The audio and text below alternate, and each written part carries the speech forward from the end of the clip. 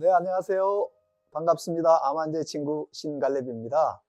저는 지난 시간에 이어서 우리 몸속에 있는 암 종양을 만드는 공장을 어떻게 가동 중단시킬 것인가에 대해서 함께 나눠보기로 원합니다. 많은 사람들이 이미 만들어진 종양을 없애려고 하지만 더 중요한 것은 그 종양을 만드는 공장을 가동 중단시키는 것이라고 말씀드렸습니다. 오늘은 그 공장을 어떻게 구체적으로 멈출 것인지 말씀드리겠습니다. 암 공장을 멈추는 방법은 복잡하지 않습니다. 그렇지만 쉽지도 않아요. 왜냐하면 삶 전체를 바꿔야 하기 때문입니다. 그런 점에서 지속적인 노력이 필요한 것입니다. 암은 어느 날 갑자기 생긴 결과가 아닙니다. 오랜 시간 동안 쌓여온 습관의 결과이죠. 그래서 해결도 한 번에 되지 않습니다. 근본을 바꿔야만 가능한 것입니다.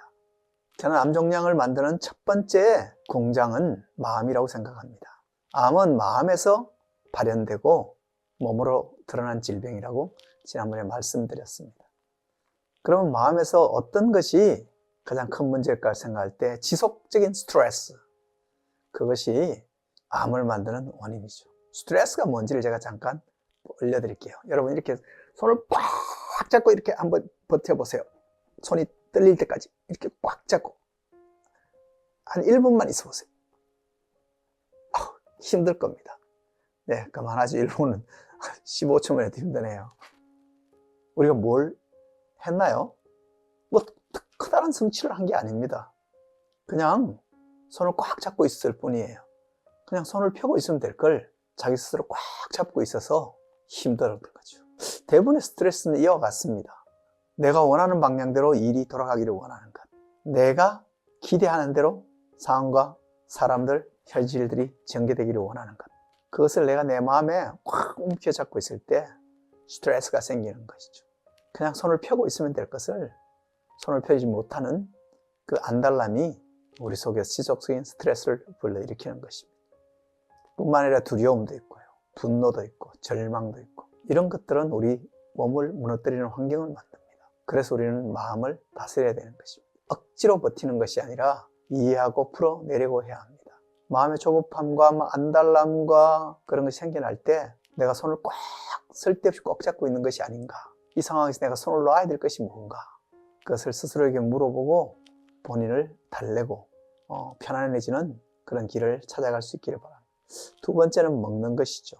사실 제가 2006년도에 암 발병했으니까 지금 횟수로 20년이 됐지 않습니까? 그리고 뭐냐 하면 암 환자를 돕는 일을 지금 한 17년 정도 했는데, 그럼에도 불구하고 제게 강의할 때도 강조하고 그러면서도 잘 안 바뀌는 것이 있는데요.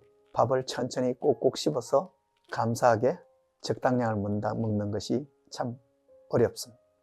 물론 나이가 들어가면서 과식을 하거나 이런 것은 자동적으로 거북해서 하지 않긴 하지만 여전히 제가 이상적이라고 생각하는 만큼 천천히 꼭꼭 씹어서 먹지 않는 제 자신을 봅니다. 참 먹는다는 것, 이거 굉장히 바꾸기 힘든 겁니다. 우리 몸은 먹는 것으로 만들어집니다. 그렇죠? 그런데 몸을 살리는 음식이 아니라 몸을 무너뜨리는 음식을 계속 공급하고 있다면 그것이 바로 암 종양을 강력하게 구동시키는 요인이 되는 것이죠. 저는 음식을 먹을 때 이런 기준을 이야기합니다. 입맛에 맞니 안 맞니 하는 수문장의 기호에 따라서 음식을 먹지 말고 성주의 관점에서 음식을 파악하고 섭취하려고 노력하라는 것입니다. 우리 몸에 음식을 집어넣을 때는 몸 전체에 유익하냐 안 하냐가 중요한데, 많은 경우에 맛있나 맛없나 하는 입의 기호에 따라서 음식을 선택할 때가 너무 많습니다. 그러나 지혜로운 사람은 수문장의 기호보다 성주의 안위를 생각하며 성문을 여닫는 것이 필요하다는 것이죠. 세 번째는 생활 습관입니다. 그 중에서 가장 중요한 것을 따지라면 잠자는 것이죠. 수면을 올바르게 하는 것, 그것은 10시에 꼭 자고 충분한 수면을 하는 것이 필요합니다. 근데 많은 경우에 성공학 책들을 보면 나는 잠을 하루에 4시간 이상 자지 않았다, 아니면 5시간 밖에 안 잔다, 이렇게 말하면서 그것이 중요한 성공의 비결이었다고 이야기하는 사람들이 있는데, 저는 그것은 별로 지혜로운 주장이라고 생각하지 않습니다. 그렇게 이야기할 때 잠을 자는 것을 낭비적인 활동으로 치부하기 때문입니다. 그러나 잠자는 것은 우리 삶에 있어서 낭비적인 과정이 아니라 우리를 성숙하고 건강하게 만드는 프로세스가 그 잠자는 동안에 일어나기 때문에 잠을 올바르게 자고 충분히 투자하는 것, 그것이 중요하다고 생각하고요. 그리고 햇볕을 잘 받는 것, 그리고 호흡을 충분히 긴 호흡을 하는 것. 많은 경우 현대인들은 교감신경 항진의 상태로 장기간 살면서 짧은 호흡만 하고 사는데 충분히 복식호흡을 하려고 노력하고, 대부분 사람들이 자가용을 타고 다니고 그러다 보면 걷는 것을 소홀히 하는데 걷고 움직이는 육체로 하는 것들을 좀 더 열심히 해야 되는 것, 이런 것들이 무너지게 되면 회복이 일어나지 않고 좋은 약을 먹어도 기분이 무너지면 효과가 제한적이 되고 하죠. 그리고 네 번째는 관계라고 말할 수 있겠습니다. 사람은 혼자 살도록 만들어지지 않았습니다. 제가 암 걸려서 강원도 이 산골에 와서 혼자 지내면서 사람 인자라는 한자를 깊이 생각하게 됐습니다. 이 둘이 서로 의지하고 있는 것, 그것이 사람이죠. 그리고 제가 웬만한 건 혼자서 씩씩하게 엄마가 맛동산 안 사줘도 안 울면서 잘 버텼는데, 혼자서 암과 동행하면서 가장 잘 안 되는 게 뭐냐면 혼자 밥을 맛있게 감사하게 먹는 것은 참 어려웠습니다. 오늘날 혼밥족들이 많은데 물론 배가 고프니까 먹어야 되고 또 영양을 섭취하게 먹긴 하겠지만 감사하고 즐겁고 맛있게 식사를 하기가 참 쉬울까? 저는 굉장히 어려웠습니다. 고립은 몸과 마음의 상태를 동시에 무너뜨립니다. 지지하는 관계, 함께하는 공동체, 그것이 바로 회복의 힘을 만드는 것이죠. 다섯 번째는 삶의 방향입니다. 왜 살아야 하는지, 무엇을 위해 살아야 하는지, 이 질문이 분명하지 않으면 사람은 쉽게 무너집니다.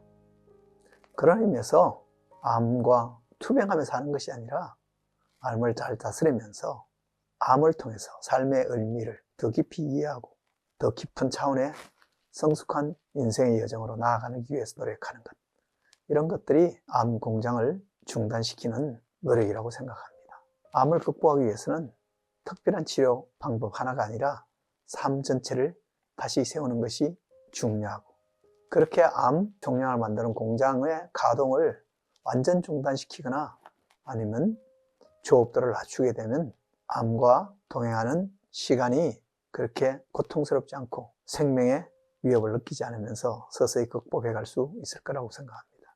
암 종양을 만드는 공장을 가동 중단시키는 길은 빠르지 않습니다. 그렇지만 이 가동을 중단시키게 하는 것, 이것이 바로 암을 극복하는 확실한 길이라고 생각합니다. 여러분, 암을 이겨간다는 것은 단순히 병을 없애는 것이 아니라 삶을 바로 세우는 것입니다. 여러분에게 이러한 5가지 영역에서의 암 공장을 만드는, 그리고 구동시키는 그 요인들이 뭔지 여러분 스스로 생각해보고 그 가동을 중단시키는 그런 노력이 있었으면 좋겠습니다. 감사합니다.